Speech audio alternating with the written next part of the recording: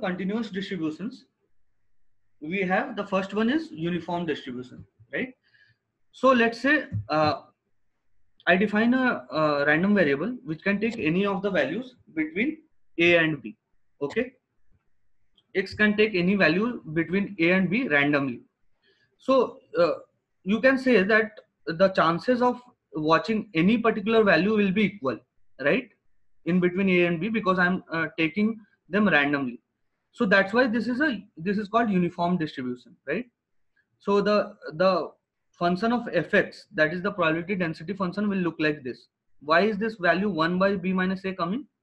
Because you know the property of uniform distributions. So the area under the curve should be 1. So this length is b minus a, because it's uh, this b is the higher value, a is the lower value. So b minus a is the length of this line. Now if you have to make it as make this area under curve as 1, you have to take this height as 1 minus b by 1 by b minus a, right? So that's why this value is coming, and we define the fx value as this. So if x lies between a and b, you have the density as 1 by b minus a, and for other values you have 0, right? For other values you have 0. So this is how you define uniform distribution. You can calculate the expected values and expected values for this. So this will be nothing but simply integration of fx dx, that is a to b 1 by b minus a dx into x, sorry, right? So you can calculate this. This will come up to be a plus b by 2. Similarly, you can calculate the variance for this, right? Moving on to the next distribution. So this is very important in data science. So most of the machine learning algorithms have this assumption that the variables will adhere to the normal distribution. I'll explain this. So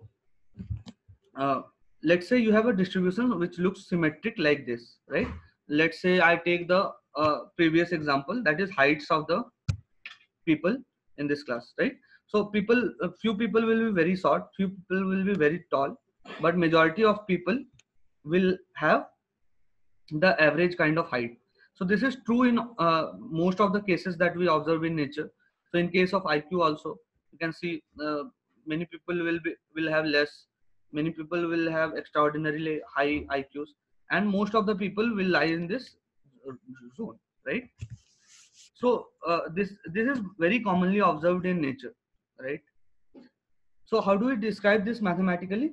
So this is the formula for the density function for a normal distribution. In this case, we have two parameters, mu and sigma, which are the mean and the variance, mean and the standard deviation for this distribution. So we have mean as the, so this is, since this is a symmetrical distribution, mean will lie in the middle, and then you will have some spread. So one of the characteristics of this normal distribution is that within one standard deviation, you will find 68% of the values lying in between one standard deviation of the mean. Within two standard deviations, you can observe uh, almost high majority of people, that is around 95% you can observe within these, within two standard deviations, and almost 99 point something percent you can expect them to lie within the 3 sigma values. So that's why we you must have heard this term 6 sigma. So which is nothing but mu minus 3 sigma to mu plus 3 sigma. So the range is 6 sigma, and within that range, all of your values should lie, right? So this is the normal distribution. Coming to the last distribution in case of continuous, so this is called exponential distribution.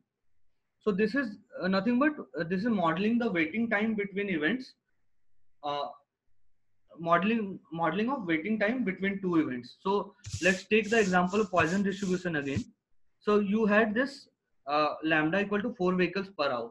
Now let's say I frame the variable in this way, that x is a random variable which tells me the time I have to wait till I see my first vehicle, right? So in that case, f of t will follow this kind of lambda of e to the power minus lambda t, this kind of distribution. So if you plot this density curve, it will look something like this.